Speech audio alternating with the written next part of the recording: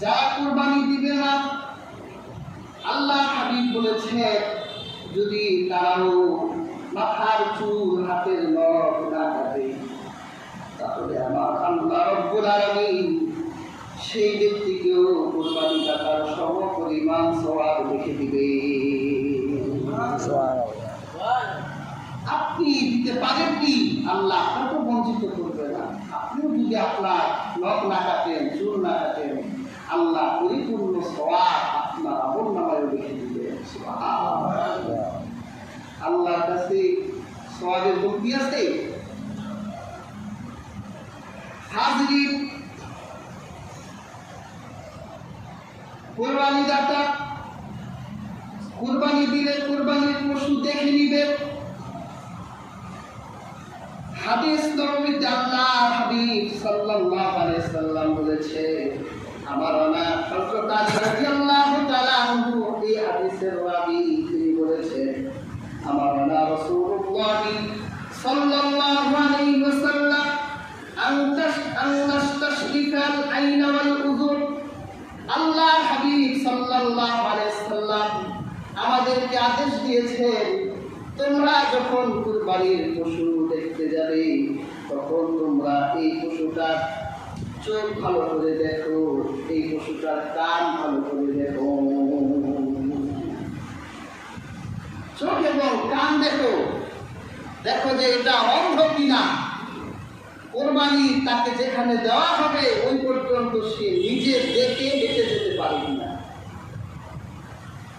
আর কান দেখো, কান ছিদ্র কিনা।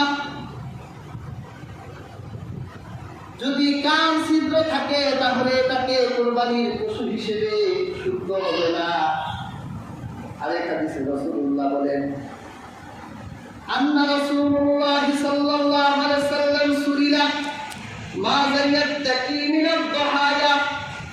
আল্লাহর হাবিবকে জিজ্ঞাসা করা হয়েছিল, হে আল্লাহর রাসূল, কুরবানি দেবার জন্য কোন ধরনের পশু আমরা নির্বাচন করব?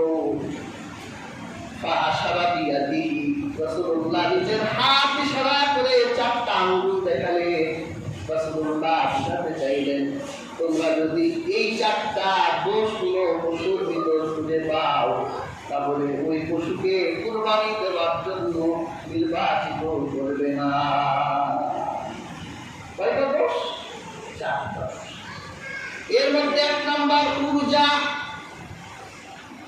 বাইকিনজুল ওয়াহাব।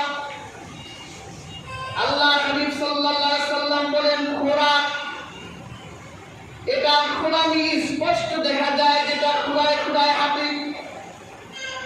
আল্লাহ হাবিব সাল্লাল্লাহু আলাইহি সাল্লাম বলেন, চারটা দোষের এই একটা দোষ যদি তুমি দেখতে পাও তাহলে এটা কুরবানির পশু হবে না। ওয়াল আওরা, কানা দুই চোখে দেখে না। আল্লাহ হাবিব বলে তার অন্ধত্ব যদি প্রকাশিত হয় তাহলে এটা কুরবানির পশু হবে না। আল্লাহ হাবিব বলেন, মারিবা, এটা অসুস্থ, দেখা যায় বোকা। রাসূলুল্লাহ বলে এটা কুরবানির পশু হবে না। আল্লাহ হাবিব বলে আল আজফা। আর চার নাম্বার দোষ হলো কুরবানির পশুর ভিতরে যদি দুর্বলতা দেখতে পাও, দুর্বল, এটা হাড় হাড্ডির ভিতর কোনো মজ্জা নাই, এত দুর্বল। আল্লাহ রাসূল বলে এই চারটা দোষ যদি কোনো কুরবানির পশুর ভিতরে থাকে, আল্লাহ রাসূল সাল্লাল্লাহু আলাইহি ওয়াসাল্লাম বলেন ওটা কুরবানির পশু হবে না। এই চারটা দোষ থাকলে কুরবানির পশু হবে না। হাজরিন, আমরা কিন্তু এগুলি দেখি না। আমরা প্রথম কুরবানির গরুর হাতে গেলেই দেখি এটা কত কেজি হতে পারে। আবার শুনলাম মাপ দেওয়া হয়, ভাই এবার একটা মাপ দেন। মাপ দেওয়া হয় কত কেজি আসলো, তারপরে আবার মনে মনে হিসাব করে 1 কেজি করে টাকা পড়লো। তোমার এত ক্যালকুলেশন করতে তো রাসূলুল্লাহ বলে নাই, আল্লাহ পাক বলে নাই। আল্লাহ পাক বলেছেন, লা ইয়ানালাল্লাহু লুহুমুহা ওয়ালা দিমাউহা